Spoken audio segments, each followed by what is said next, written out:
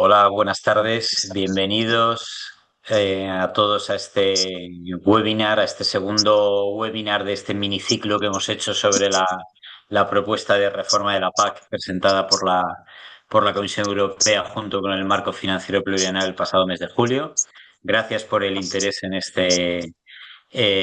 este webinar en nombre del Grupo Cajamar y de Plataforma Tierra. Recordar que forma parte de un conjunto de materiales que desde Plataforma Tierra tratamos de proporcionar para compartir el conocimiento en torno a, en este caso, a la política agrícola común. Recuerdo el webinar que tuvimos el lunes pasado. En muy breve lo tendremos disponible para visualizar quien no pudiera no se hubiera podido conectar o quiera volver a ver algunos de los detalles. Ya tenemos el PowerPoint que utilizó el representante de la Comisión Europea, Ricard Ramón, en ese webinar. Tenemos también bastantes materiales en forma de artículos de opinión y de disección de lo que es la propuesta en Plataforma Tierra, y hoy completamos.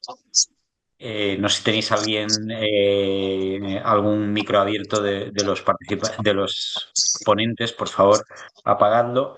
Hoy completamos con este segundo webinar que le hemos llamado Primeras impresiones desde el campo. Y para eso, pues agradecer en primer lugar a Tomás García Azcárate por prestarse a ser un moderador, y además, Tomás, ya desde ahora te digo que tienes toda nuestra confianza en moderar, limitar los tiempos, etcétera, que no será fácil dado las ganas que hay de debatir y el número de ponentes. Y agradeceros a los ponentes, a los panelistas, ¿no? Por una parte, tenemos a Ignacio López de Asaja, a José Luis Miguel de COAG, Javier Alejandre de UPA, Gabriel Trenzao de Cooperativas Agroalimentarias de España, Luis Cortés de la Unión de Uniones y Amaya Sánchez, representante de la coalición por Trapac. Gracias, bienvenidos en primer lugar, y gracias por vuestra participación. Por mi parte, solamente a todos los que estáis conectados, recordaros que para cualquier pregunta, comentario, etcétera, utilicéis el chat, no pidáis la palabra, escribís en el chat. He quedado con Tomás que intentaré en la medida de lo posible. Sé que me imagino que las preguntas sean abundantes. Los que vierais el webinar del lunes pasado ya lo visteis. Pues intentaré ir recopilándolas y pasándoselas a Tomás para que las pueda compartir con todos los panelistas. Nada más, Tomás, gracias de nuevo. Te paso la palabra y adelante con el webinar. Bueno, pues buenas tardes. En este segundo webinar, yo creo que, bueno, esta propuesta ha conseguido el raro éxito de poner de acuerdo a todos en su contra, desde los ecologistas a las organizaciones profesionales agrarios, pasando por los estados miembros del Club de los Rácanos que no quieren pagar más, y los países de la cohesión y los países agrícolas. Por lo tanto, es el principio de una larga negociación, y ahí vamos a ver cuál es el punto de partida de nuestros representantes en Europa, desde las organizaciones agrarias y profesionales.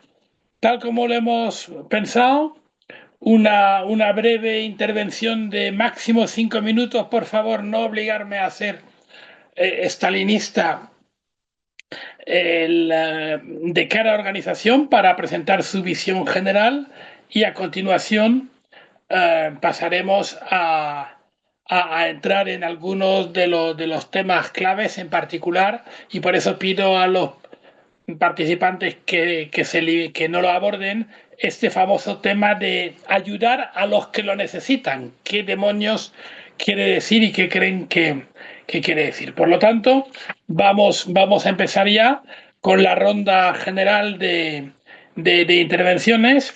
Y bueno, pues empezamos por Ignacio. Ignacio López de Asaja. Tienes 5 minutos. A los 4 minutos ya empezaré a ponerme un poco nervioso.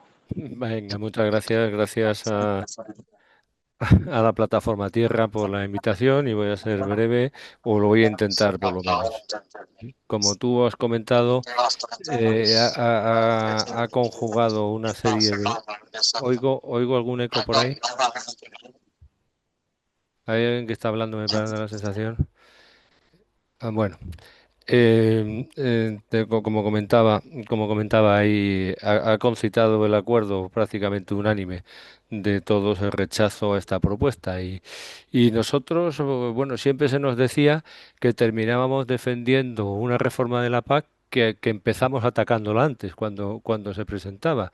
Yo no sé por qué cuando se hablaba en el diálogo estratégico y en la visión de la agricultura parecía que se iba a romper esa tendencia y sin embargo hemos vuelto a ver cómo se han defraudado las expectativas que teníamos depositadas en el diálogo estratégico, en la visión del comisario Hansen y en definitiva en la propuesta que ha hecho la presidenta von der Leyen. Y evidentemente yo creo que todos rechazamos la propuesta tanto en el fondo como en la forma, tanto en lo que significa el recorte como la pérdida de gobernanza o el cambio en la gobernanza. Son propuestas que en el fondo se presentan juntas el 16 de julio, con lo cual ya se indica la intención de dejarle pasar tiempo para que estén las vacaciones de por medio. Se presentan juntas, algo que no es demasiado habitual y nosotros siempre hemos dicho que teníamos que presentar primero el marco, verlo como estaba, analizarlo y luego ver cuáles eran las propuestas que se adecuaban al marco y no al revés. Entonces nos hemos visto como de cierta medida la comisión lo que ha hecho ha sido echarnos un capote para que nos encelemos en un tema si perdamos de vista o perdamos la atención sobre el tema principal, es decir, sobre el picador o el que viene con el descabello detrás y no lo veamos hasta que no está ahí encima. Creo que es una jugada en cierta medida para desviar la atención que nos hablen de la PAC cuando todavía no hemos hablado del marco financiero y por eso creo que es importante mantener la unidad de acción en estos temas que nos unen antes de entrar en el debate de lo que nos separe, porque evidentemente tenemos distintas visiones sobre el detalle en la PAC, pero tenemos la misma visión sobre la necesidad de un presupuesto adecuado a las ambiciones, un presupuesto que evidentemente se ajuste a lo que se nos está pidiendo, al principio básico de la soberanía y la seguridad alimentaria y a la capacidad productiva que tiene que tener la Unión Europea, que muchas veces quedan o bien diluidas o bien directamente recortadas. Vemos que es un recorte de más de un 20% en términos corrientes, que la Comisión se empeña en decir que no es un recorte porque ese 20% lo vamos a poder rescatar en otros fondos o con las sinergias que ellos llaman, pero lo cierto y verdad es que nos vamos a tener que pelear tanto en el fondo país dentro del Estado miembro con otros sectores y con otras prioridades y dentro de otros fondos como el Fondo de Competitividad para poder acceder a esos 453 millones que están teóricamente y según la Comisión disponibles. Entendemos que esto es ganas de enredar en cierta medida y de perdernos en el debate y sin embargo no decir efectivamente lo que necesitamos y lo que creíamos que se nos iba a conceder, no a conceder, no, a reconocer, digamos, en la propuesta, tanto en el diálogo estratégico como en la visión de la agricultura. Vemos cómo queda todo eso muy descafeinado y, y sin embargo, la última propuesta que hemos visto ayer, me parece que salía en el folleto, pues nos decía que efectivamente que teníamos capacidad para recuperar los fondos. Es el momento de recordar a las administraciones, a las organizaciones, a las ONGs que estamos en esa misma línea. Hay una carta que el ministro de Agricultura español, junto con otros 19 países, presentó a la Comisión y a la Comisión Europea. Es el momento de hacerla valer no solamente en Bruselas, también en Madrid. Las decisiones ahora mismo ya no las va a tomar Atocha, sino que se van a tomar en Moncloa fundamentalmente con el Ministerio de Economía. Y eso hay que pelearlo. Primero, conseguir mayor fondo, evidentemente, recuperar la importancia y el reconocimiento que se merece y luego pues pelear también para que las medidas dentro de la PAC pues sean en la línea de fomentar una agricultura productiva, profesional y competitiva. Y por Gracias, supuesto Ignacio. sostenible, por supuesto. Gracias. Y nada, José Luis Miguel de COAC. José Sí, Luis. buenas tardes. Sí, gracias y gracias a Plataforma Tierra y el Grupo Cajamar por la invitación y la organización del seminario, que yo creo que es bastante oportuno también por ciertas confusiones que se están viviendo, ¿no? O cierta marear la perdiz que estamos viviendo, ¿no? Y bueno, viene un poco al hecho de que ayer salieron las asignaciones nacionales y efectivamente lo que nos comenta la Comisión Europea, que bueno, lo que ha dicho Nacho antes es así, tampoco quiero abundar mucho, pero que se podrían recuperar esos fondos de ese recorte del 22% mediante el uso de fondos de cohesión. O digamos de la gran bolsa de los fondos de cohesión que tenemos ahí sobre la mesa. Eso la verdad que es una estrategia poco creíble, también una estrategia que inicialmente no se había plasmado ni puesto encima de la mesa con transparencia. Y bueno, pues parece un recurso que utiliza la Comisión para desviar, digamos, esas críticas unánimes que está recibiendo con este planteamiento que han hecho. La verdad es que es un planteamiento que es completamente inaceptable porque está poniendo una amenaza directa a la esencia de la política agraria común, tal como la conocemos, y está incluso antes que el presupuesto, incluso afectando la propia esencia de la PAC reflejada en los tratados, en dos aspectos, uno el carácter común de la PAC y otro también la especificidad. Es decir, entramos ya también en un proceso ya acelerado de renacionalización con los planes país, que, bautizados por Nacho Atance, y la propia especificidad con los fondos, porque desaparecen los fondos agrícolas y nos incorporamos a un fondo único de tipo, digamos que sirve para todo, para fondos de cohesión y también para la agricultura. Entonces, claro, ahí lo que tenemos que, digamos que este enfoque inicial, que es lo primero de todo, ¿qué visión se pone encima de la mesa para Europa? En la agricultura ya vemos lo que hay, pero es que incluso los propios fondos de cohesión, que es algo de lo que nos dicen que podemos rascar, si nos vemos el presupuesto, y es muy sorprendente también la política de cohesión, que era otro de los pilares del presupuesto comunitario, vemos cómo se va reduciendo año a año, empieza en millones de euros a precios corrientes, el bloque de cohesión son 75.000 millones en 2028 y son 46.000 millones en 2034. Es decir, también un desmantelamiento de la propia política de cohesión. Entonces, se puede rascar, digamos, de otro pilar que también está en la miseria o que también se quiere cargar digamos, la propuesta de marco financiero de la propia Comisión Europea. Yo creo que este proceso al final, incluso en el ámbito de la agricultura, estoy seguro que desborda incluso los propios tratados de la Unión, porque la agricultura prácticamente la deja en el alambre. Pero más allá de eso, todo lo que es esa visión de futuro para Europa, no ha habido un debate transparente. Es decir, no se ha dicho, oye, vamos a dejar la agricultura, vamos a dejar la política de cohesión, porque tenemos intereses mucho más acuciantes en defensa, en tecnología, en seguridad, en geopolítica, en migración, etcétera. Pero eso no se nos ha dicho tampoco. Es decir, se ha ocultado ese debate al conjunto de la sociedad. Ahí ha habido una falta de diálogo y transparencia muy clara. Entonces, bueno, para nosotros está claro que es totalmente inaceptable. También decir que el hachazo que se le mete ahora a la agricultura es muy evidente, es decir, resalta mucho porque es un descenso del 22%. He visto que con lo que salió ayer para la ficha española el descenso es un poco menor, es el 18%. O sea, ahí los porcentajes quizá pues, nos han favorecido en esa asignación de fondos, que si lo medimos como se tiene que medir en precios constantes, considerando la inflación, pues estaríamos hablando de un recorte del 30%, es decir, un hachazo significativo.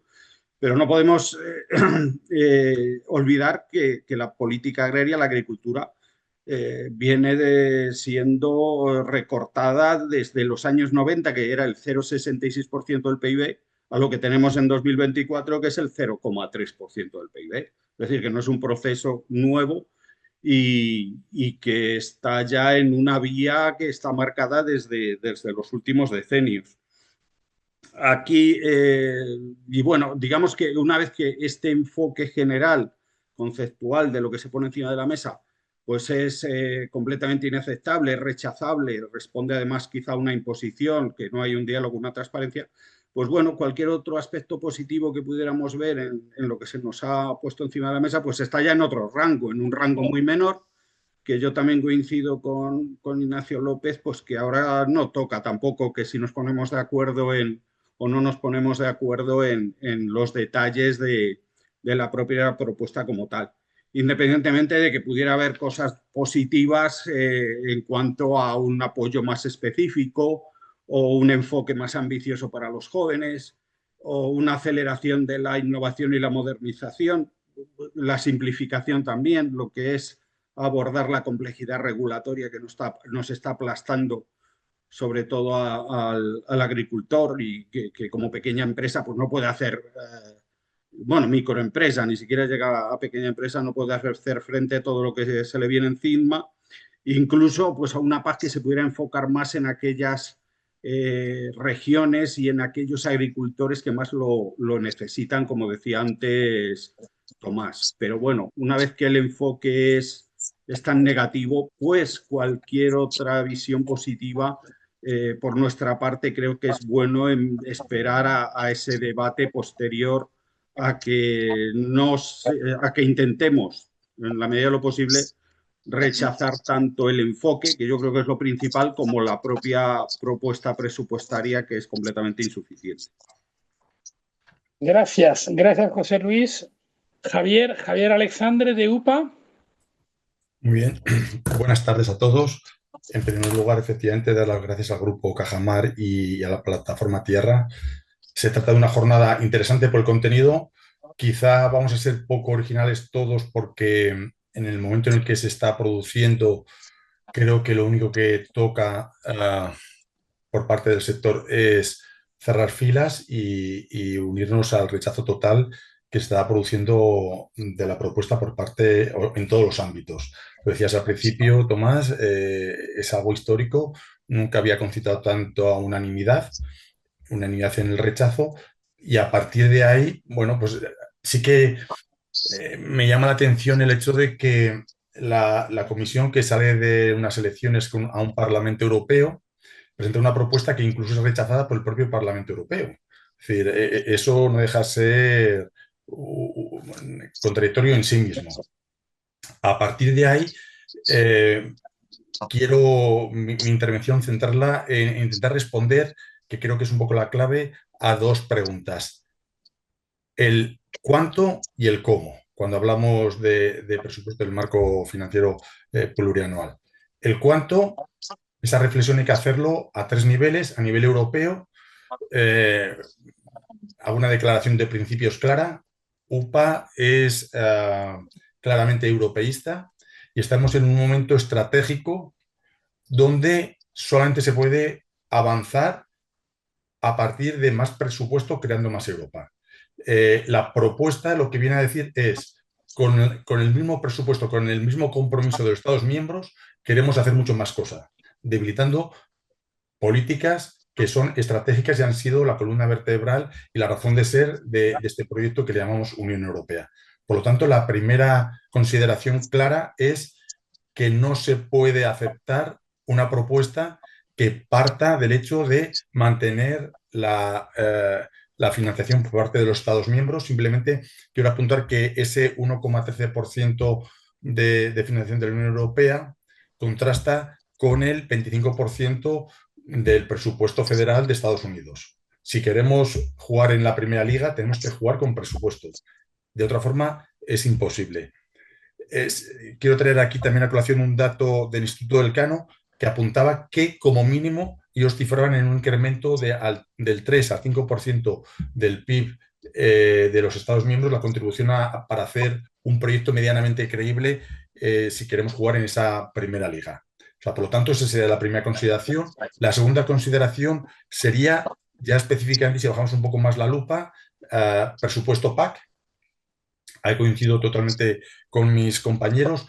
Esa reducción del 23% que repetidamente todos los funcionarios de la comisión nos dicen que puede verse atenuada por una parte por las medidas cofinanciables incrementando el presupuesto nacional y por otra parte también dentro de ese cheque nacional que si encontramos un ministro, una ministra de Economía, un presidente de gobierno magnánimo que incremente el presupuesto a nuestro sector, pues podríamos vernos incrementado o reducido ese déficit y de alguna forma incluso hasta tener más presupuesto. La realidad, yo simplemente traigo un dato para, digamos, también para reflexionar y ser conscientes de dónde estamos y para, creo, hacer un ejercicio de realismo puro, es que ese reparto del presupuesto sería algo parecido a lo que ha venido siendo ahora el reparto de los fondos de Generation y ahí, del conjunto de fondos no reembolsables, la agricultura solo ha recibido el 1,32%.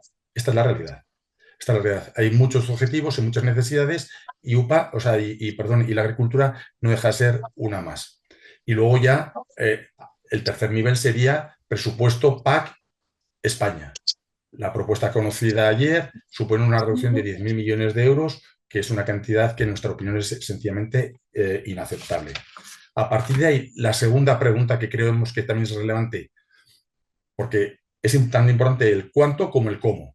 Y el cómo ahí también coincido con lo que se ha comentado por parte de los compañeros, el modelo de gobernanza. El modelo de gobernanza, ya tenemos cierta experiencia con el plan estratégico y ahora lo que quieren es eso extenderlo al conjunto del presupuesto país, donde, en nuestra opinión, se va a generar una burocracia y yo diría una asfixia administrativa tan brutal, no solamente el Ministerio de Agricultura, sino el conjunto de ministerios que se vieran afectados, que pondría en peligro el desarrollo eficaz de ese presupuesto. Pero es que además vendría condicionado por cumplimiento de una serie de requisitos, de hitos, de objetivos, que hace que realmente sea muy preocupante y llamemos la atención sobre ese modelo de gobernanza que pensamos que es absolutamente ineficaz y que nos puede llevar al colapso total. Gracias, Javier. Un segundito. Me gustaría simplemente luego también apuntar en que el cómo también está la parte de, si hablamos ya particularmente de la PAC, me quiero centrar en el elemento común, en la C de común. La propuesta que se plantea supone un nivel de subsidiariedad tan extremo que creo que podemos afirmar, si esto no somos capaces de cambiarlo, que la PAC dejará de ser una política común para ser un reparto de dinero entre Estados miembros con criterios absolutamente dispares que llevará a un agravio comparativo si comparamos y analizamos sectores, es decir, cereales españoles con cereales franceses o frutas españolas con frutas italianas, puede llevar a una diferencia tan brutal en la asignación de fondos, en la aplicación de medidas, que en mi opinión diría que a partir de este momento podemos dar por concluido el concepto de política agrícola común tal como lo concebimos hasta ahora. Gracias, Javier. Te tendré que quitar un minuto en la ronda final. Gabriel, te toca. Gabriel Trenzado de Cooperativas.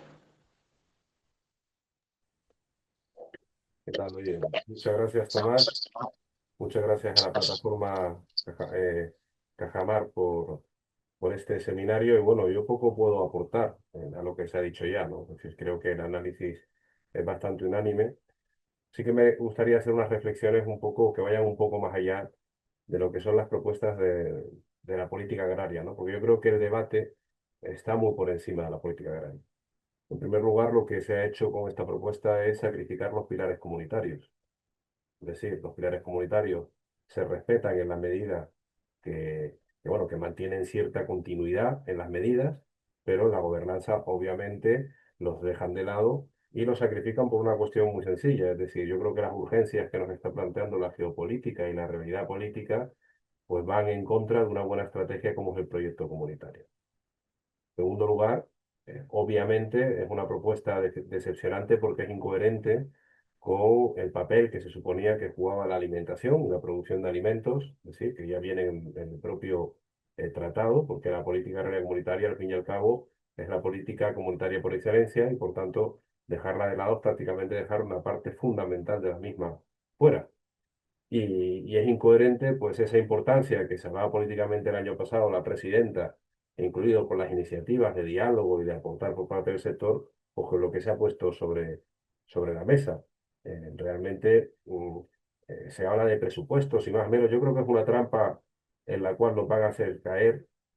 Creo que no, creo que es un error estratégico que si bien hay que defenderlo, como bien decía Javier, da igual los recursos si no hay medidas que lo justifiquen y políticas que le ayuden a distribuir de manera coherente, pero no se trata de gastar más, no se trata de llamar a los países que son, como decía Tomás, los agarrados o los tacaños, se trata de gastar más en común, de integrar más políticas.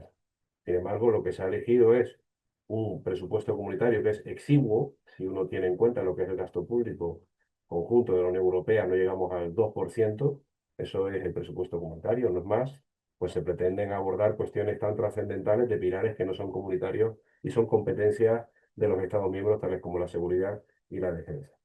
Yo creo que lo más importante aquí es que este modelo, esta propuesta, atenta directamente contra la continuidad del mercado único y a mí me recuerda más a revivir la antigua EFTA, que no sé si los oyentes, que era la competidora de las comunidades económicas europeas, que era unir Europa, pero a través de un tratado de libre comercio, ¿no? Le podemos preguntar a los británicos si están contentos con el libre comercio y no estar integrados en un mercado como el comunitario.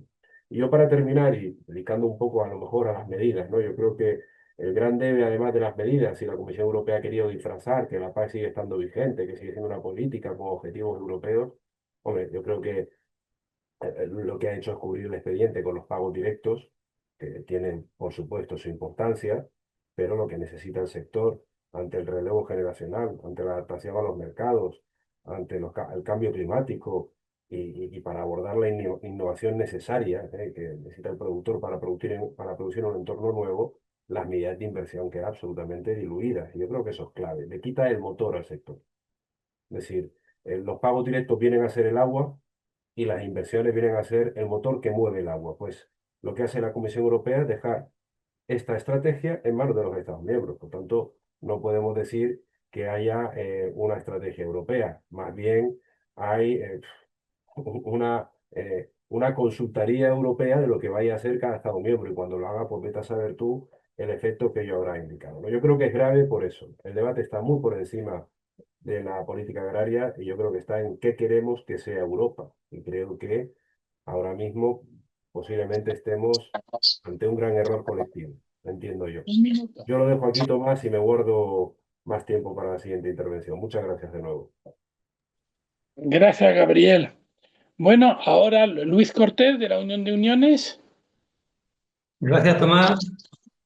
En primer lugar, dar las gracias por la invitación al Grupo Cajamar.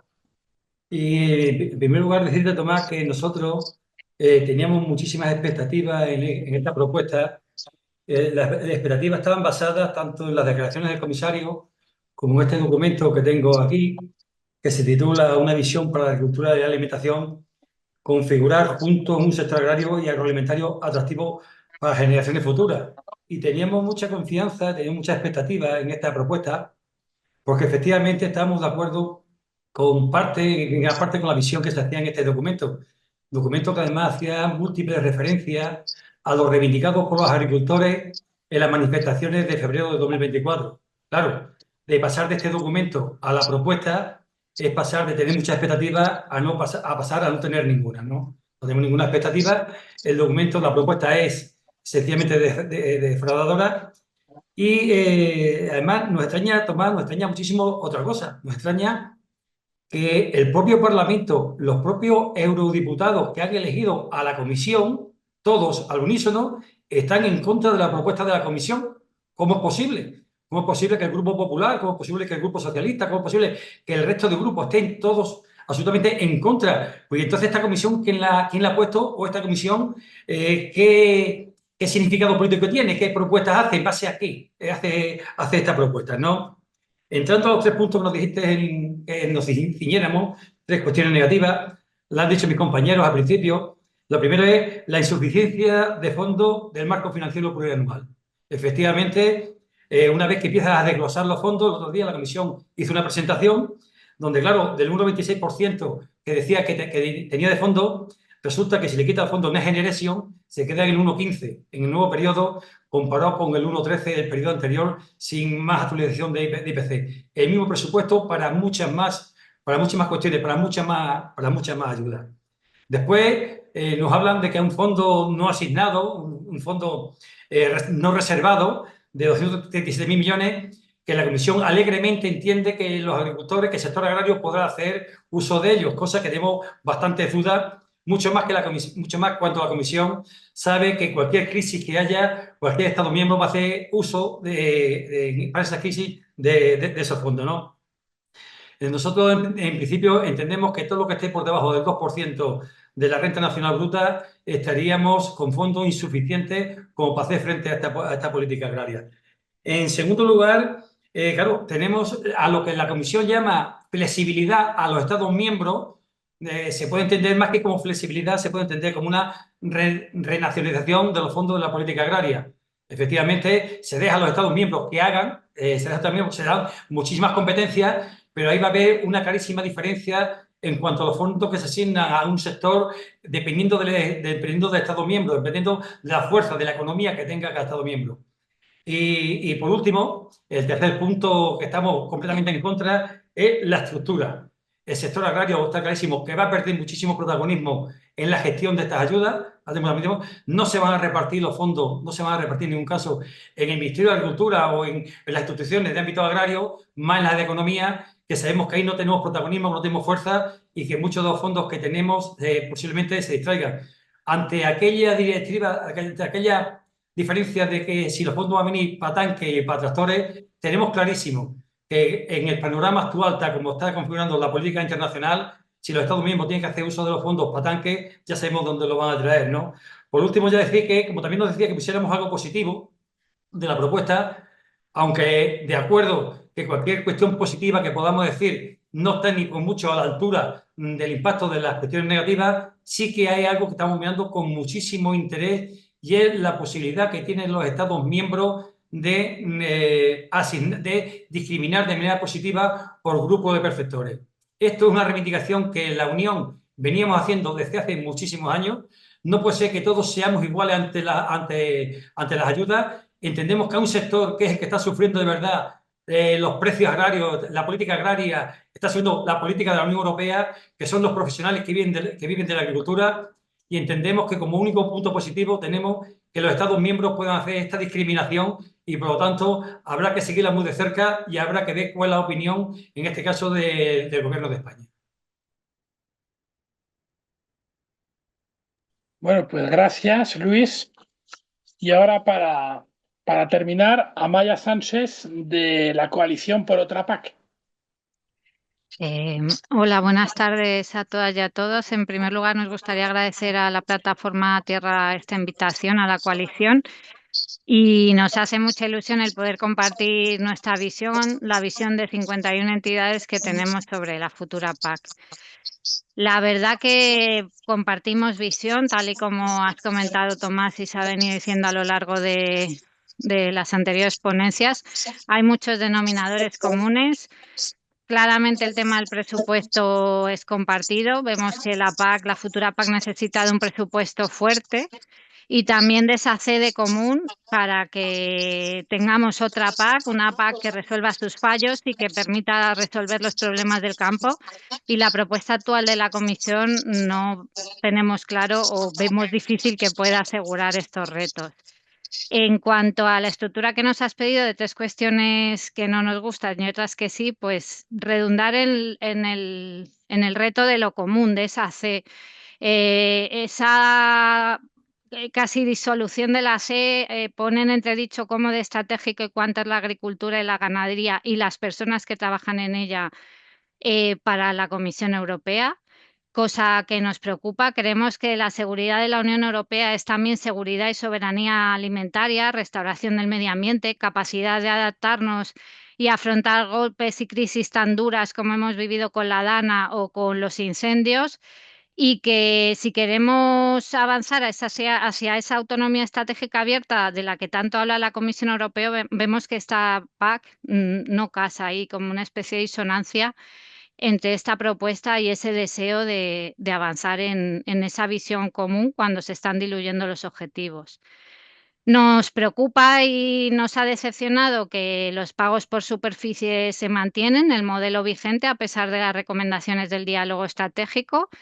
No se ha sido lo suficientemente ambicioso para acometer ese cambio que consolida o perpetúa un modelo que sabemos que genera muchas desigualdades, injusticias económicas y sociales, impactos ambientales y sobre la salud pública, porque promueve modelos de producción muy intensificados e industriales.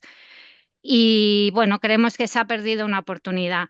Y también nos preocupa el hecho de que esta nueva PAC no garantiza una dotación presupuestaria específica dirigida a pagos ambientales y climáticos. Más allá de que la condicionalidad se debilita, no existe ese ring fencing o ese blindaje de fondos que garantiza que la Unión Europea en su conjunto y también España pueda abordar los retos inminentes como es el cambio climático, la crisis de biodiversidad, que de nuevo vuelvo a traer el diálogo estratégico, puso encima de la mesa que no había tiempo para demorar esta acción, y la PAC de futuro parece que no va a ser capaz de actuar con la diligencia necesaria. Y en cuanto a los elementos positivos, porque creemos que en la vida hay que tener esperanza y buscar soluciones a pesar de la adversidad, que en este caso es muy grande. Bueno, creemos que puede haber ciertas oportunidades para un reparto más justo de los fondos. No voy a abundar en los elementos principales porque va a ser la siguiente pregunta. Y también da respuesta a algunos retos del campo, como puede ser el despoblamiento y la necesidad de un relevo generacional. Hablo de esas ayudas y esa voluntad de intentar apoyar más específicamente a los jóvenes. Creemos que ese elemento es esencial y que no se podía mirar más hacia otro lado y reforzar la pata de la incorporación y el acceso. También creemos que es positivo que haya menciones y propuestas específicas hacia una transición justa y que pone el foco en sectores como puede ser la ganadería extensiva, menciona reiteradamente la extensificación de la ganadería, o abre ventanas al apoyo a sectores, como han comentado el compañero de la Unión, a sectores como pueden ser los secanos extensivos a través de la denominada focalización. Vemos que ese modelo puede abrir puertas también a través de la simplificación tanto burocrática como la flexibilización de la que hablan, para aplicar otras herramientas, otras figuras que nos permitan dar respuestas más ad hoc a necesidades de sectores concretos y que nos permita avanzar a elementos como los pagos por resultados. Y por último, nos parece muy valioso la mención específica que hace a la salud mental y a la conciliación de tanto los agricultores y ganaderas como de las personas trabajadoras, que ya es hora de que esté en el debate y en los papeles políticos. Bueno, gracias, Amaya. Ahora pasamos a la segunda parte, la segunda ronda, y es justamente esta famosa frase de ayudar a quienes más lo necesitan. ¿Quiénes son, en vuestra opinión, los que más lo necesitan? Y para ser justo, lo que propongo es el orden inverso del que hemos hecho en la presentación. Es decir, empezar por el último, los últimos serán los primeros. Empezar por los últimos y acabar con los primeros. Así que, Amaya, ¿quiénes son los que más lo necesitan? Vale, pues allá voy. A ver, en nuestra opinión, quienes más lo necesitan es lo que a nosotras nos gusta hablar de la agricultura y la ganadería de alto valor natural y social. Es esa agricultura y ganadería gestionada, desarrollada por personas que viven y trabajan en el campo, que sostienen el medio rural, esos territorios rurales, que se habla de familias, de explotaciones que son viables y sostenibles y resilientes, que necesitan de la PAC para asegurar su viabilidad frente a otras de mayores dimensiones que son capaces de subirse al tren de la economía de escala y que pueden llegar a fin de mes sin las ayudas de la PAC, a diferencia de otro tipo de explotaciones que aportan muchos otros valores que el mercado no percibe y no remunera, como puede ser pues, valores de tipo social, ambiental y económico. Creemos que esa es la agricultura y la ganadería que debe ser apoyada. Ganadería extensiva, vuelvo a los sistemas de alto valor natural, y nos parece que hay ciertos brotes verdes en las propuestas que se hacen en el texto de la futura PAC en relación a la degresividad y ¿cuál era el otro? Y el pago redistributivo, no, el capping. Y especialmente el umbral que plantea de un umbral máximo de cobro por hectárea para las explotaciones entre 130 y 240 euros por hectárea, que puede permitir el ir avanzando a ese otro modelo que sustituya el pago basado en superficie hacia otros modelos basados, por ejemplo, en la renta. Creemos que el dinero público ha de ir a bienes públicos, a esa agricultura que genera y no a la agricultura que resta, a la agricultura y ganadería que contamina, que genera problemas de salud ambiental y de salud pública, que no genera empleo, que no mantiene vivos los territorios y que tampoco los modela, que no gestiona bosques como puede ser la ganadería extensiva y genera valores y sistemas, contribuye a servicios como puede ser la prevención de incendios, y creemos que es necesario avanzar hacia ese otro modelo y en el futuro es necesario cambiar los pagos basados en la renta hacia otros modelos. Y por supuesto, creemos que quienes más lo necesitan no lo pueden hacer solos y solas y que es necesario un apoyo y un asesoramiento fuerte, sólido, público e independiente que acompañe al sector hacia esa innovación y hacia esa transición a una agricultura y una ganadería más justa y sostenible, por supuesto, viable y de futuro. Gracias, Amaya. Luis, Unión de Uniones, ¿quiénes son los que más lo necesitan? ¿Quién más lo necesitan? Pues los que más están sufriendo la falta de rentabilidad del campo, los que tienen que abandonar los pueblos del medio rural porque no hay rentabilidad, los que no pueden permitirse que sus hijos sigan en la actividad porque ya bastante lo han sufrido ellos. Quiere decir, los que más necesitan son los profesionales. Te pongo un ejemplo, Tomás, para que lo entendamos, porque si empezamos a hablar en abstracto aquí no nos enteramos. Si ponemos un límite de 20.000 euros por la explotación, tanto al agricultor profesional como otro agricultor que sea funcionario, por ejemplo, y que tenga una explotación, si el campo va mal, si el cereal está barato, si la carencia de ayuda hace que la explotación no sea rentable, el funcionario seguirá siendo funcionario, pero el agricultor tendrá que abandonar el pueblo, tendrá que irse a buscar trabajo a las grandes capitales, ¿no? Por lo tanto, entendemos que lo que más lo necesitan son los profesionales. Y de hecho en España tenemos una ley de modernización que especifica quiénes son profesionales. Entendemos que esa es la persona que más lo necesita, ¿vale? Entonces, por eso mismo, nosotros somos partidarios de que hay que cambiar el sistema. Lo decía antes también la compañera, de que tenemos que pasar de una ayuda por superficie. No puede ser que tenga 1.000 hectáreas cobre 10 veces más que tenga 100. No puede ser. Ya en su día el comisario Maserri dijo una frase importante de tan injusto es tratar igual a los desiguales como desigual a los iguales. Y efectivamente, no se puede tratar de la misma manera al profesional que vive exclusivamente o en su mayor parte de los ingresos agrarios del que no lo hace, porque uno tiene que abandonar y otro ya lo puede seguir, ¿no? Por lo tanto, somos partidarios de que una parte importante de las ayudas fueran por explotación, que cumpla los requisitos de profesionales, y el resto efectivamente podía ser por superficie, dependiendo de la explotación. Pero en ningún caso exclusivamente por superficie, porque se crean desigualdades. Por lo tanto, el que más lo sufre, el que más lo necesita, es el más débil, que en estos momentos es el profesional que vive en su mayor parte de la agricultura y la ganadería.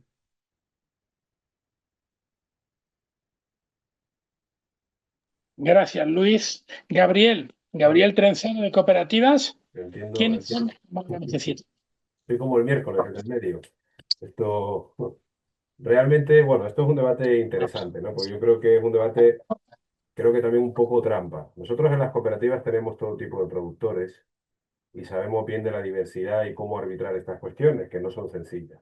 Ahora, la pregunta es para quien más lo necesita, la siguiente pregunta es ¿para qué?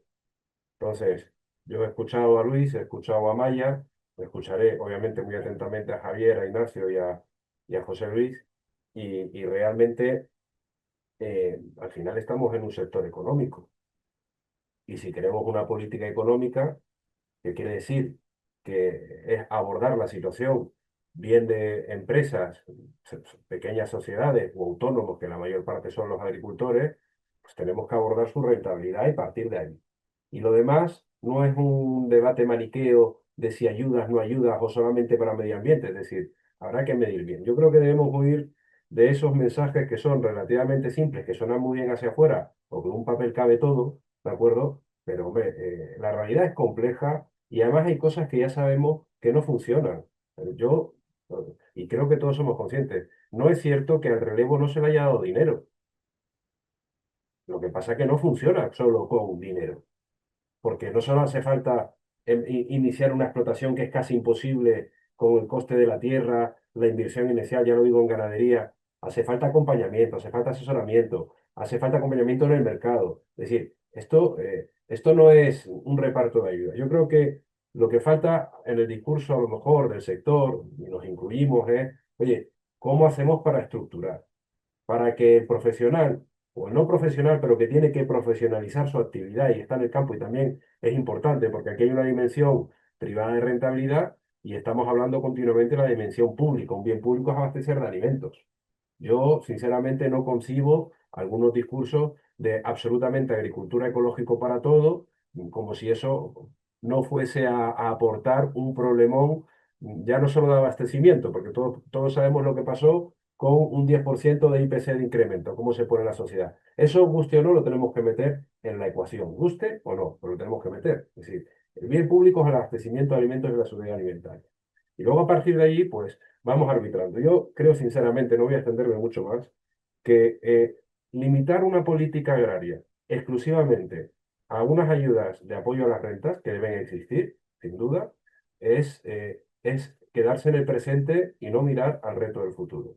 No va a ser posible abordar, lo dije antes, retos que ya han tocado hueso y que no dependen solo del presupuesto comunitario, del presupuesto agrícola. No dependen, o sea, el éxodo rural no solo depende de si hay una ayuda PAC o no, hay muchas cuestiones, están los servicios, ahí es donde tenemos que buscar en las coherencias con otras políticas. Tenemos que buscar políticas de inversión para el joven, políticas de inversión para el que quiere llegar luego, intentar evitar establecer esta guerra que puede ser muy útil para los debates entre modelos productivos, pero realmente los modelos son bastante híbridos.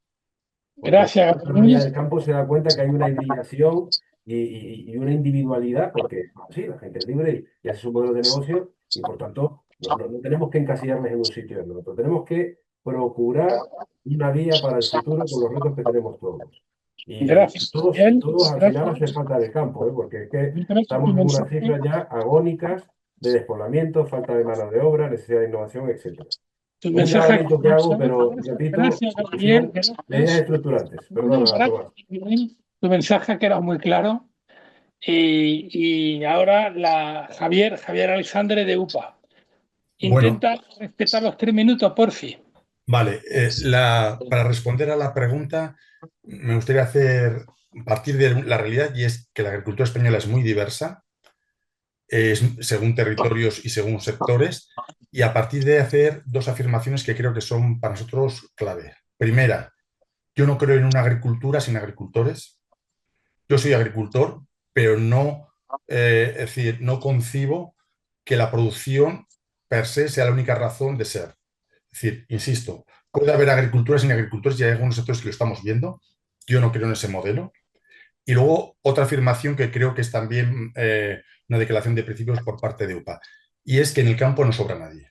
Estamos en un momento donde, por razones geopolíticas, estratégicas, llamadlo como queráis, no sobra nadie. Y a partir de ahí, efectivamente, creemos que es necesario hacer una priorización hacia un apoyo hacia aquellas explotaciones que más lo necesitan. Para nosotros, las explotaciones familiares, las que tienen un arraigo en el territorio y son fundamental y son el fundamento de esa unidad familiar, el soporte de esa unidad familiar. Ese es el elemento para nosotros fundamental. ¿Qué otras cuestiones creo que son importantes a partir de ahí?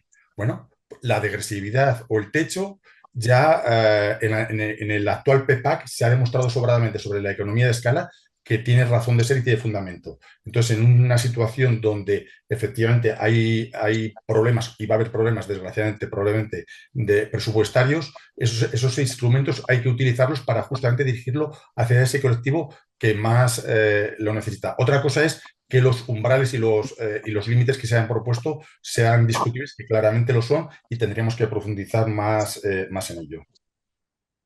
Gracias, Javier. Gracias, Javier. Sí, he terminado, he cumplido. ¿Has terminado? Sí, sí. Vale, vale. José Luis. Sí, gracias, Tomás. Bueno, para nosotros está muy claro el objetivo de cuáles son las explotaciones a las que hay que dirigirse, que son las explotaciones profesionales. Nosotros defendemos y creemos en las explotaciones profesionales del modelo social y profesional de agricultura, que además es la base del modelo agrario que existe en España y en toda Europa. Aquí es importante también decir que la función principal de la agricultura es la producción de alimentos. Efectivamente tiene otras funciones, pero la principal es llenar los lineales de los supermercados todos los días para que todo el mundo pueda tener 3 comidas al día. Eso es lo principal. Y lamentablemente nuestro modelo de producción agraria pues se está viendo amenazado por lo que llamamos la uberización del campo. Es decir, una desaparición de explotaciones que no son capaces pues, de alcanzar esa viabilidad económica, incluso también esa viabilidad social para poder en muchos casos pues, tener un sucesor al frente de la explotación. Y aquí también yo creo que lo que tenemos que ya se ha dicho antes, es que la agricultura española es muy diversa y que a quién ayudar y cómo ayudar. O sea, muchas veces hablamos únicamente de las ayudas directas por hectárea y eso es una parte, pero hay otras fórmulas para ayudar. Hay que ayudar a los jóvenes a incorporarse, aquellos que quieran. A lo mejor, como decía Gabriel, que tiene razón, con otros modelos que sean más efectivos, que logremos incorporar a lo mejor a los jóvenes de otra forma que no sea el modelo tradicional. Y sin embargo, y otras explotaciones no necesitarán ayudas por hectárea, sino que necesitarán ayudas a la inversión, a la tecnificación, a la modernización. Habrá ayudas o planes que se tendrán que canalizar también a través de las cooperativas agroalimentarias, que es, digamos, la fórmula de agrupar a los agricultores para competir en este ámbito de la uberización del campo, porque si no lo hacemos a través de las cooperativas, pues vendrán empresas ante las que estamos en inferioridad de condiciones. En fin, eso es un tema complejo. Yo, de todas formas, creo que el estudio, vamos, el artículo que publicó Nacho Atance sobre cuántos agricultores hay en España, pues quizás lo primero que tenemos todos que leer y estudiar bien, es decir, lo que realmente hay en el campo, esos a lo mejor 300.000 agricultores profesionales que hay en el campo, que hay 100.000 que son perfectamente viables y a lo mejor tenemos otros 200.000 que son los que están ahí detrás y que necesitan esa ayuda para no dejarlo y poder continuar en el futuro. En fin, esta es nuestra visión, yo creo que ahí está muy clara, pero no es fácil, es un debate que no es fácil y que se tendrá que desarrollar en los próximos meses, sobre todo si al final pues hay una restricción presupuestaria importante.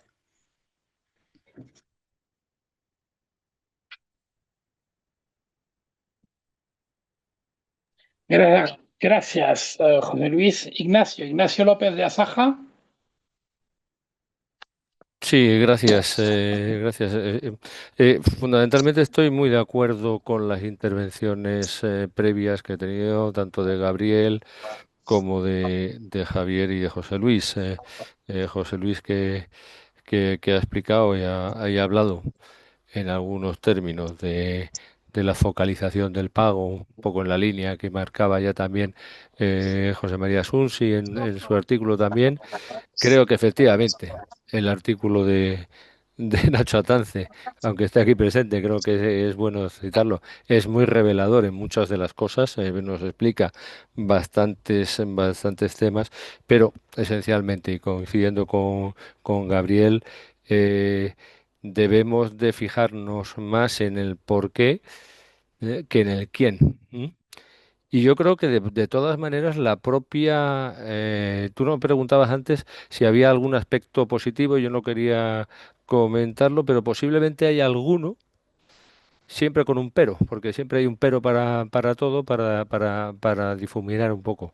Y es que la propia Comisión Europea en las propuestas de la PAC habla de a quién deben dirigirse las ayudas y de que es a los agricultores que ejercen una actividad agrícola en su explotación y contribuyen activamente a la seguridad alimentaria. Creo que esto marca claramente eh, hacia no hacia quién, sino hacia qué acciones, que son las que merecen ser perceptoras. Nosotros en Asaja sabéis perfectamente que decimos que eso tiene que ser así, sin que haya distinción de tamaños ni de otro tipo de criterios. Entendemos que la tarea principal es la productiva, la económicamente viable, evidentemente respetando los otros criterios que en conjunto forman lo que es una producción sostenible. Por lo tanto, creemos que sí que debe de estar ahí.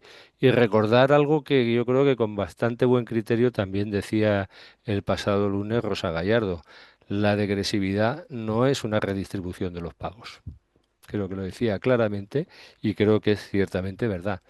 Esa degresividad, como se plantea, no significa que haya una mejor redistribución de los pagos, porque no te indica el volumen que tú puedas tener de ciertos apoyos si eres más o menos dependiente de la PAC para poder ejercer con viabilidad tus explotaciones. Yo creo que efectivamente tienen que ser las explotaciones viables y potencialmente viables las que las que pueden las que puedan las que puedan percibir estas ayudas y las que deban ser los destinatarios principales de esta ayuda, siempre reconociendo, como se ha dicho anteriormente, la pluralidad y la diversidad de los sistemas agrarios y de las producciones agrícolas y ganaderas en España.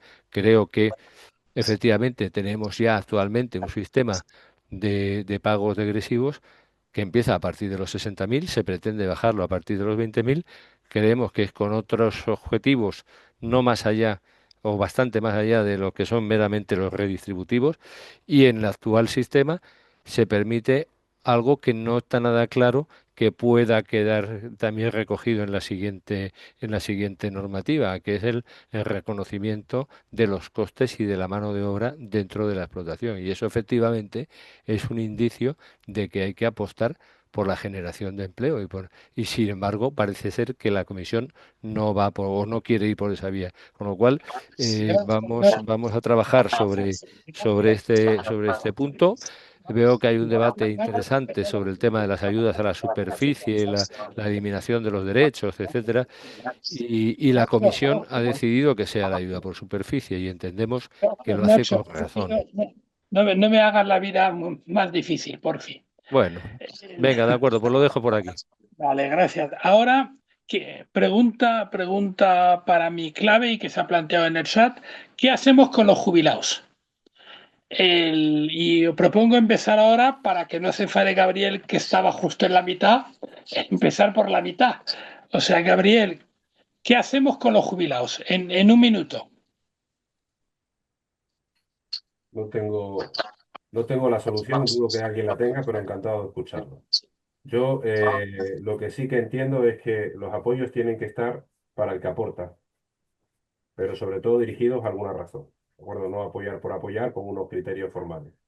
La verdad que no tenemos una solución, pero está claro que hay una cuestión, como dije antes, que hay que meter en la ecuación, y es que al final los apoyos PAC han servido para suplir una carencia de una solución a los jubilados, por tanto, a los jubilados del campo.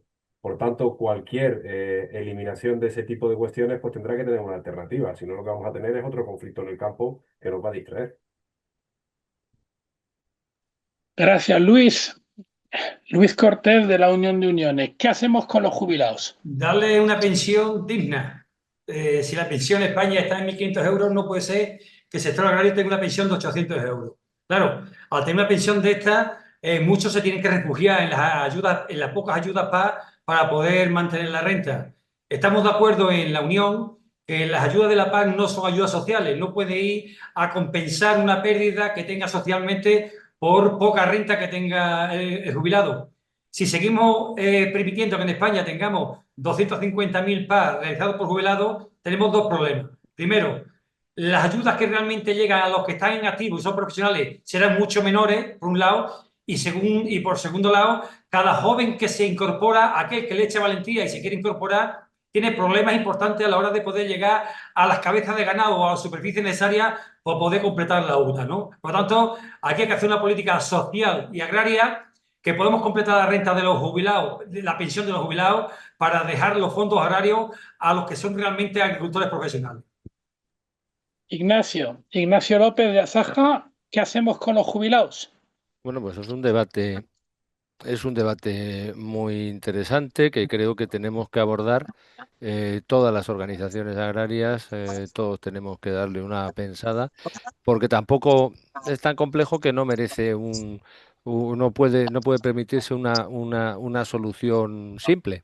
Es decir, no solamente, o desde mi punto de vista, y esto es bastante más particular que otra cosa, quitándole las ayudas se va a resolver el tema. No sé si esto al final no va a poder generar problemas añadidos que tampoco son deseados y ni siquiera sé si están estudiados, que ese es el problema, que posiblemente merezca la pena porque son varias administraciones las que tienen que estar en este tema. Evidentemente, la pensión que tiene que recibir un jubilado tiene que ser alta. Y aquí nos lleva también a otra pregunta.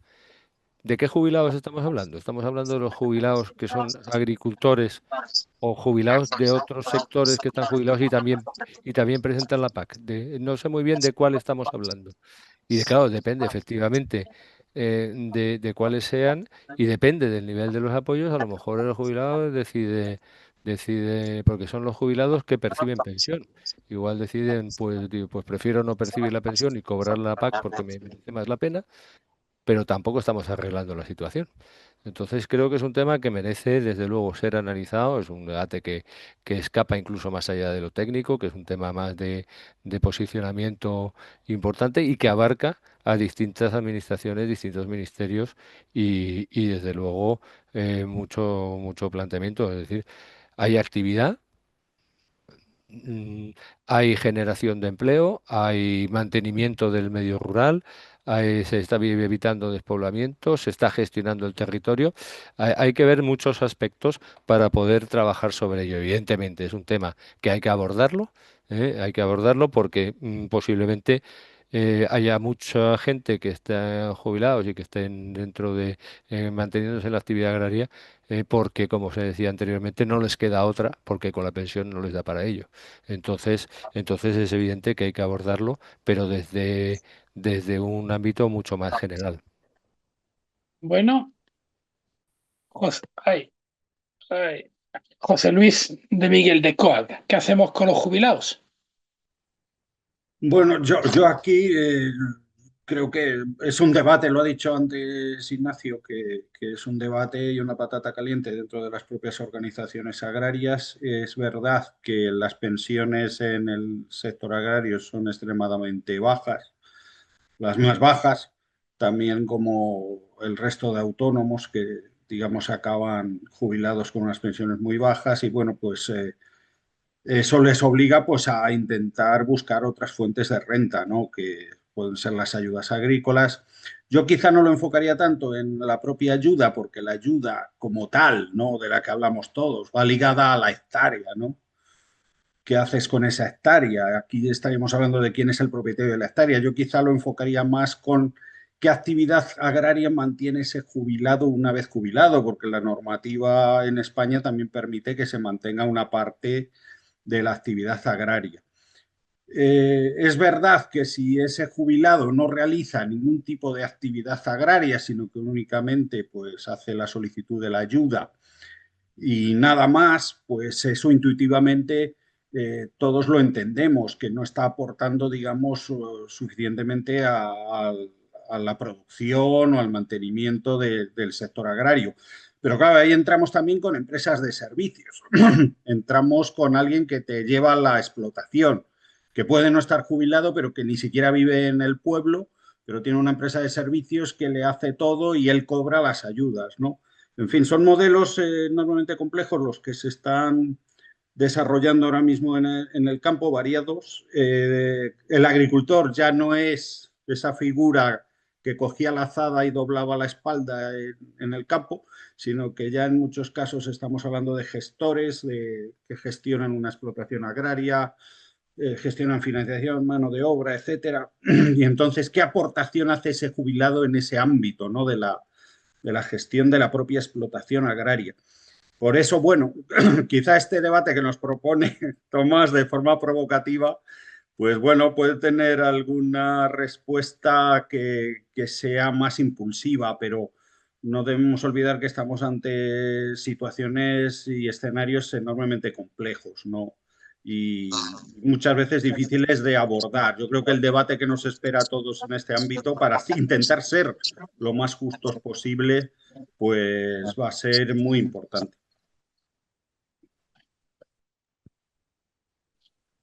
Gracias, José Luis. No lo planteo yo, lo plantea la comisión en su comunicación y tal. O sea que es un tema que ha puesto... No, quizá ahora, yo no sé si ahora toca o no toca. No es lo que se plantea, sino cuándo se plantea, ¿no? Bueno, Javier Alexandre de UPA. Fijaros que cuando definimos para quién, hemos tenido posiciones todos muy claras, muy definidas. Cuando se nos pregunta y aterrizamos un poco más ese para quién, y nos pregunta por un colectivo concreto, ya nos empieza a temblar el pulso. Estoy escuchando y esto es así. Para responder, a mí me gustaría antes analizar por qué hace esta propuesta la comisión. Teóricamente dice que responde al interés, a la petición del sector, pero yo entiendo que es fundamentalmente porque hay un problema real de acceso a tierra. Y lo que yo digo es que prohibiendo las ayudas a partir del año 32 a los jubilados, esa cuestión no se resuelve. Yo creo que hay que ser más quirúrgico y más dirigido, y hacer política de verdad. Yo, frente a eso, lo que creo que tendríamos que pensar, por ejemplo, es un modelo de incentivos, donde esa persona que llega a edad de jubilación tenga incentivos claros para que un joven, y esta es un poco la clave, tome su explotación. Porque si no se da esa circunstancia y vamos al modelo propuesto solo por la comisión, lo que va a ocurrir es que yo, cuando llegue a la edad de jubilación, tengo que dejar forzado la explotación y a esa explotación podrán acceder diferentes personas, diferentes agricultores. Seguramente quien se quede con mi explotación es aquel que ya tiene mayor base territorial y mayor dimensión. Y el joven que está intentando hacerse un hueco lo va a tener mucho más difícil por un tema estrictamente de economía de escala. Por lo tanto, creo que hay que ser mucho más decidido en esa propuesta, porque además conseguiría un efecto también que estoy de acuerdo con lo que se ha dicho anteriormente, y es que conseguiría esa política de incentivos, que en el fondo es, si tú consigues a un joven que se quede con tu explotación, tienes este dinero, y lo que estamos haciendo también es aportar unos recursos a esa economía que todos coincidimos que no es suficiente con la pensión que tenemos. Por lo tanto, lo que creo es que se ha quedado corta la comisión en el análisis, que hay que profundizar un poco más y que también, lógicamente, ya en clave puramente nacional, me uno a la petición por parte de todos de pensión digna. Es decir, a partir de ahí sí podríamos plantear que haya un relevo efectivo sobre la base, porque al final, alguien lo ha dicho anteriormente, es verdad. Es decir, la falta de relevo generacional no es porque no haya dinero. Hay dinero. no es una razón solo, es fundamentalmente porque hay un problema serio de acceso a la tierra. Y esto podría enfrentar a ese problema. Lo que pasa es que creo que no lo enfrenta la propuesta de forma correcta. Gracias por vuestro esfuerzo y la síntesis. Hay otra pregunta que han hecho en el chat, es sobre el agrivoltaísmo, es decir, la compatibilidad, la coexistencia entre las energías renovables, fotovoltaica y placas solares, y la actividad agraria. La comisión ahí diferencia entre aquellas explotaciones que, en donde la actividad sigue siendo principalmente agraria, de aquellas explotaciones que serían esencialmente huertos solares, ¿no? ¿Cómo veis esta coexistencia entre agri y voltaísmo? Y propongo pues que empecemos por el orden inicial, Ignacio López da Saja. Bueno, siempre es los temas más complicados. Venga, de acuerdo. Simplemente por abundar un poco con el tema de que comentaba antes Javier, del tema de relevo. Recordar que tenemos ya en el actual PEPAC, tenemos una medida de sucesiones dentro de cooperación en el PDR. Claro, ahora nos viene el problema de decir que todas estas medidas del PDR, ¿dónde quedan orientadas? Dentro de este ring fencing con financiación o sin financiación, o que tengan que salirse fuera del propio ring fencing para ir hacia esos fondos disponibles, y ahí vemos que en vez de apostar se le deja un poco al albur de lo que pueda pasar. Pero efectivamente la medida de sucesiones, que es un poco la orientación que apuntaba Javier, está ahí, está viable, y alguna comunidad autónoma lo estaba o aplicando o lo estaba analizando también alguna que otra más. Sobre el tema de las agrovoltaicas, como sabes o como sabéis, la modificación presentada del último PEPAC, se metía esta nota, permitiendo que tuvieran acceso las agrivoltaicas o las explotaciones agrivoltaicas a las ayudas de la PAC, siempre y cuando se cumplieran una serie de condicionantes en donde la actividad agraria fuera predominante dentro de esa superficie. Y entendemos que esto es una medida que está adoptada. eh, Creemos que es una buena, o que puede ser una buena componenda para evitar el dilema de las voltaicas puras y duras. Creemos que puede facilitar un poco la compatibilidad entre fuentes de energía renovable, pero sin abandonar y sin que haya una especulación sobre terrenos, sobre todo sobre algunos terrenos que vemos que siempre hay muchísima polémica con este tema, con razón, y ahí hay que ponerse no solamente desde las administraciones o de las organizaciones agrarias, sino también el pellejo del agricultor, al que se le ofrece un dinero, pero que luego tampoco sabemos muy bien hasta dónde llega el nivel de compromiso que tiene que tomar el agricultor. Entendemos que eso simplemente es un apunte de la posibilidad. Si no me equivoco yo, solamente hay alguna comunidad autónoma que lo tiene más o menos regulado, Cataluña y alguno otro más, pero necesita avanzar sobre la normativa, sobre los requisitos y sobre las condiciones que tiene que tener esta agricultura para garantizar la compatibilidad y que la actividad agrícola sea preeminente dentro de lo que es el sistema, que pueda ser un sistema mixto. Bueno, Vamos a verlo. Miguel, en COAG. Sí, bueno, yo creo que este tema lo ha respondido perfectamente el maestro Nacho, y yo poco puedo añadir. Se ve que se lo ha estudiado más que yo. O sea, me parece razonable que se tenga que asegurar un predominio agrícola en esas superficies, porque si no puede ser simplemente para enmascarar inversiones en fotovoltaica, o sea que totalmente razonable. Gracias. Javier Alexandre, de UPA. Bueno, cuando hablamos de fotovoltaica, o sea, de agrivoltaica, primero me gustaría hacer una pequeña reflexión de la foto, con relación a la fotovoltaica. Una tecnología que es buena está creando un desapego y una oposición en el campo nunca conocido. Y eso, en mi opinión, es solamente por una razón. Todo pivota en torno a los puntos de conexión y a partir de ahí se hacen radios concéntricos y se ponen precio a las tierras. Y eso es terrible.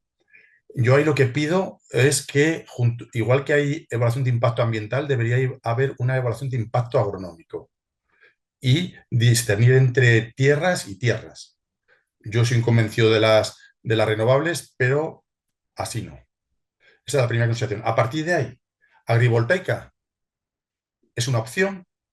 Hay un grupo de trabajo que tenemos con el Ministerio de Agricultura donde estamos participando para identificar qué porcentaje de la producción agrícola tiene que estar respecto en superficie y demás, qué relaciones puede haber, porque luego a partir de ahí las cosas, y si hablamos en términos PAC, se complican porque hay que, digamos, identificar qué terrenos siguen siendo agrícolas y qué otros no, porque al final, acordaros, que un terreno fotovoltaico pasa a ser industrial. Entonces se trata de delimitar y separar qué superficies deberían seguir siendo agrivoltaicas. Y luego además hay también un pero, porque digamos, una orientación clara, que podría ser la ganadería extensiva, ahí se diluye. Es decir, aquí estamos hablando fundamentalmente de orientación agraria, no ganadera. Y en ese sentido, creo que es una opción que se está trabajando y creo que es interesante, pero, insisto, junto con esto, la reflexión primera creo que es terriblemente relevante en este momento. Gracias, Javier. Gabriel Trenzado, cooperativas. Bueno, poco que añadir. Yo creo que realmente se han dado unas claves sobre la famosa agrivoltaica. Yo diría siempre lo mismo con estas cuestiones. En primer lugar, primero dimensionemos el modelo. Creo que hay debates que tenemos, hay que dimensionar realmente cuánta superficie está bajo este modelo. En segundo lugar, busquemos el alma del modelo. Yo creo saber de dónde nace esto. Y en tercer lugar, los requisitos que se pongan para reconocer el modelo, pues obviamente, hablando de agricultura, tiene que ser un complemento de la agricultura y no al revés. Creo que eso está claro. A partir de ahí, todos sabemos que todo el mundo, en función de sus intereses y sus modelos, va a intentar torcer la norma. Pero como política, pues tenemos que buscar con la mejor norma posible que sea un complemento para la agricultura y no viceversa. O sea, no alguien que intente buscar un apoyo en un pago que pueda conseguir, porque ya que es una inversión, a ver si puede pescar ahí. Creo que eso está en la cabeza de todo el sector. Todo lo que sea salir de allí, pues creo que sobra, porque como dice Javier, estamos hablando de otra cuestión. Gracias, Gabriel. Luis Cortés, de la Unión de Uniones. Sí, Tomás, mira, la Comisión Europea siempre está buscando complementos económicos para hacer viables las explotaciones. Si te das cuenta, hace unos años se nos dijo que teníamos que hacer turismo rural, tenemos que hacer la transformación del producto en la explotación, tenemos que buscar fondos en el mercado de carbono, tenemos que hacer agrovoltaica. Te hago una pregunta, Tomás, tú que tienes mucha experiencia. ¿Qué otro sector de producción le obligan o le piden o le hacen que tenga que buscar medidas alternativas para que su profesión sea rentable? Es como si a un cirujano le dicen, oye, usted, le voy a pagar menos por operación que haga, pero le voy a pagar un suplemento si usted enseña al hospital a los visitantes que vengan a hacerlo. Hombre, ya está bien. Somos agricultores y ganaderos. Efectivamente, podemos compatibilizar algunas otras actividades dentro de nuestras explotaciones, pero lo que no puede ser es que nos veamos obligados a buscar alternativas porque nuestro sector es ruinoso. Eso es lo que no puede ser. Eso es lo que la Comisión no debe pretender nunca. Que para poder ser rentable en nuestro oficio tengamos que buscar mercado de carbono, tengamos que buscar agrovoltaica, tengamos que poner un chalet de turismo rural. Ya está bien. Somos profesionales, tenemos que vivir de esto y si después algún otro quiere complementarlo, estupendamente. Pero que no sea causa sine qua non para que sea rentable en nuestra profesión.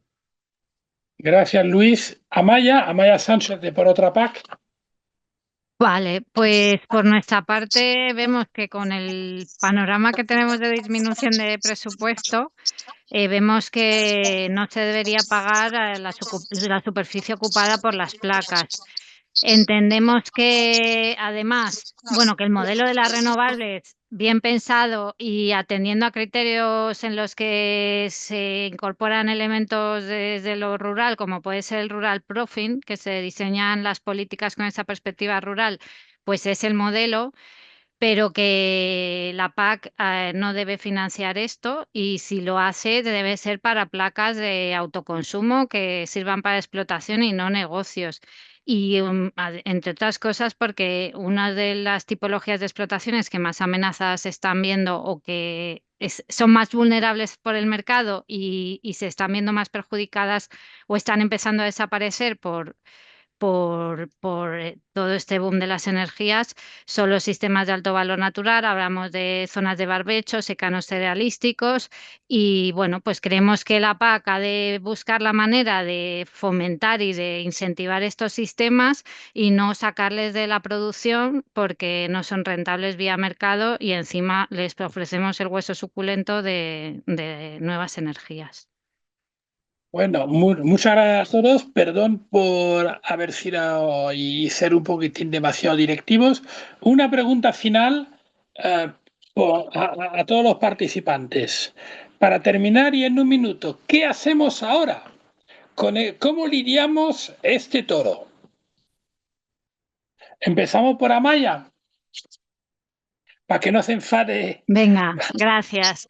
Pues yo creo que lo que estamos haciendo aquí, dialogar, ver en qué estamos de acuerdo y en qué no, buscar mínimos o esperemos que máximos denominadores comunes, huir de la crispación y de la búsqueda de disenso y de generar espacios que no ayudan a llegar a acuerdos comunes y buscar frentes comunes para buscar esa PAC y llegar a quienes queramos con una voz común para hacer propuestas conjuntas y que esta PAC sirva para quienes creemos que se deben beneficiar de ello, que sea una PAC justa, que provea de rentas dignas, que permita que el campo esté vivo y que nos permita, bueno, pues abordar muchos de los retos que vivimos y que sabemos que hay poco tiempo para ello. Y la coalición, aquí estamos y seguiremos estando para avanzar en esta línea. A ver, Luis, ¿qué hacemos ahora? Lo primero que tenemos que hacer es, conociendo la normativa, presionar a nuestro presidente de gobierno porque el marco financiero plurianual no sale adelante si no es por unanimidad. Por lo tanto, España tiene muchísima fuerza en esta negociación y si efectivamente están convencidos, según dice el ministro Plana, de que esta reforma de la PAC no es buena, veto por parte del presidente. En segundo lugar, nuestros europarlamentarios nos prometieron el año pasado en las elecciones del Parlamento Europeo, nos prometieron una serie de promesas que no están cumpliendo o que no están cumpliendo a la hora de elegir la comisión que han elegido. Por tanto, exigir a los parlamentarios que esta reforma de la PAC que ha propuesto la comisión no salga para adelante bajo ningún concepto. Y por último, si al final ni el presidente del gobierno o el gobierno de España ni los europarlamentarios no hacen caso, tractores a la carretera. Bueno, Gabriel, ¿qué hacemos?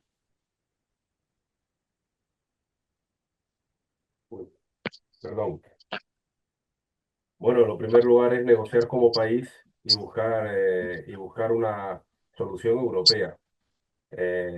Una cosa son las posiciones de fuerza y otra cosa es el día de mañana. Es decir, que hay que ver qué alternativa tenemos, pero yo soy partidario siempre de posiciones fuertes al principio, pero no dejar de pensar el plan B porque la vida sigue.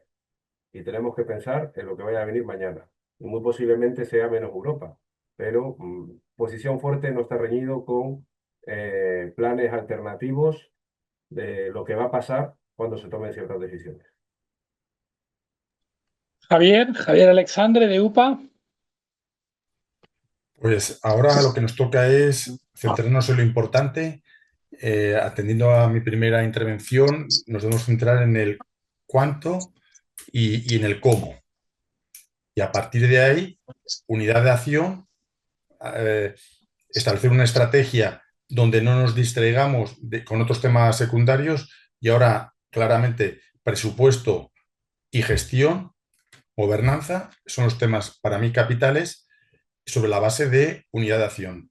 El campo no entendería otra forma de trabajar, los agricultores, las agricultoras, ganaderos y ganaderas no entenderían otra forma de trabajar y UPA va a estar siempre sobre la base de esa unidad de acción, siempre también entendiendo que se debe ser esa estrategia basada, como decía Gabriel, en establecer alianzas, estrategias que nos permitan llegar a un buen puerto.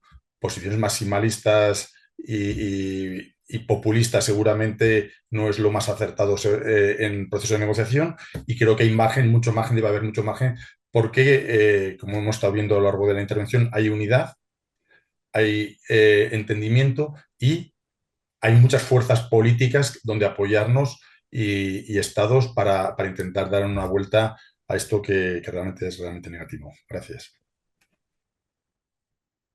Bueno, José Luis Miguel de COAC, ¿qué hacemos?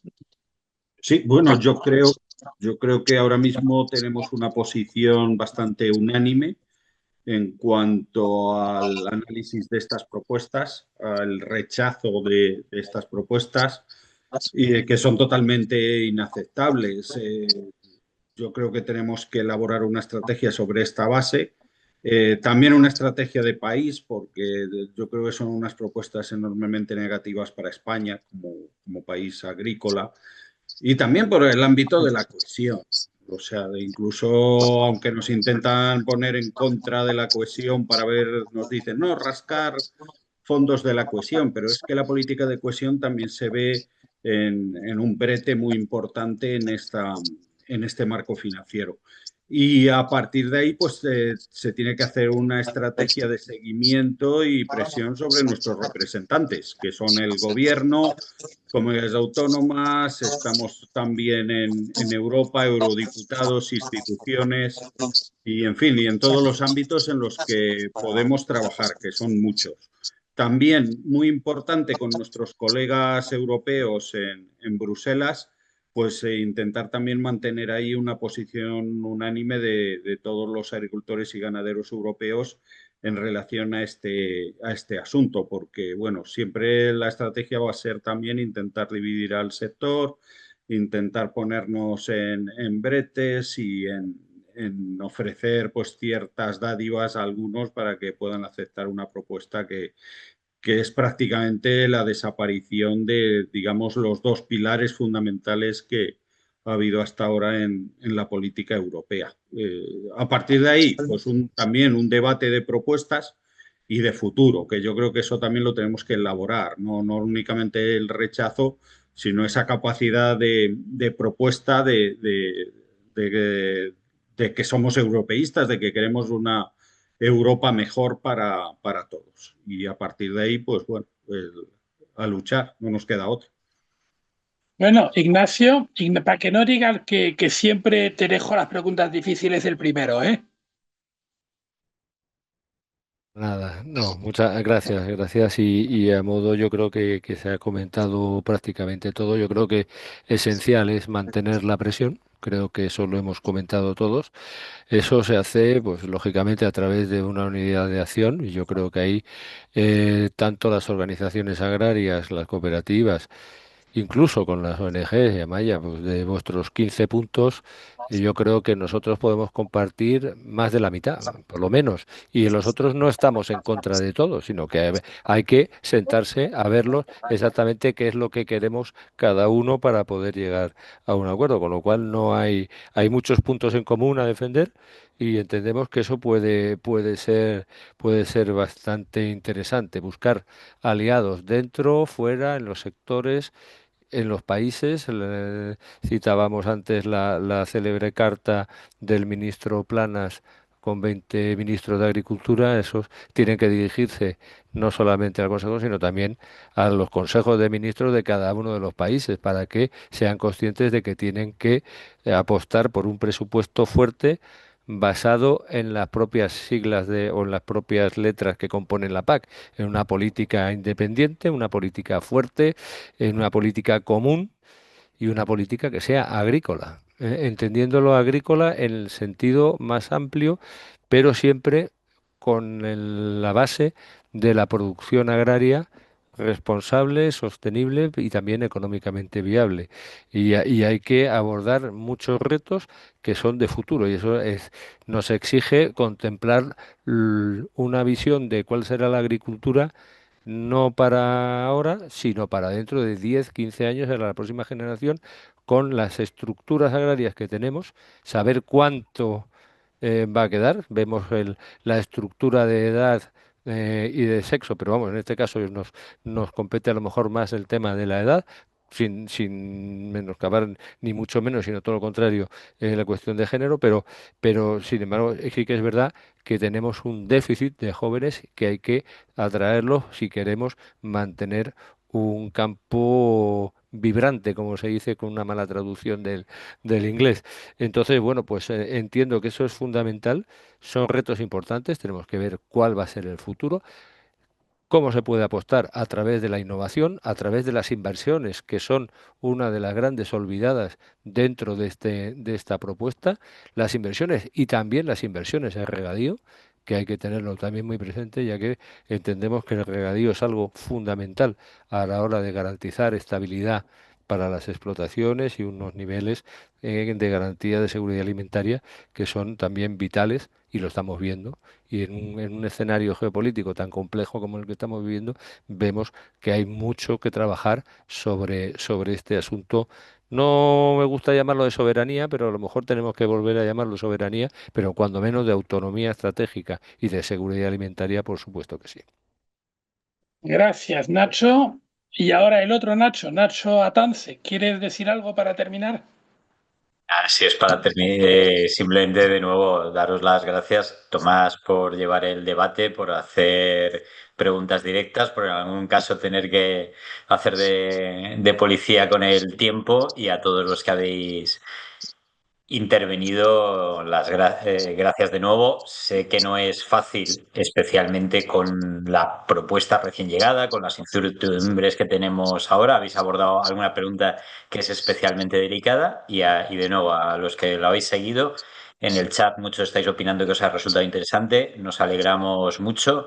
En unos días estará la grabación y si os ha gustado, pues contad que os ha gustado y difundidla porque, como decís alguno, pues es un debate que mucha gente no ha podido escuchar hoy y le vendrá bien conocer vuestra opinión. Gracias de nuevo.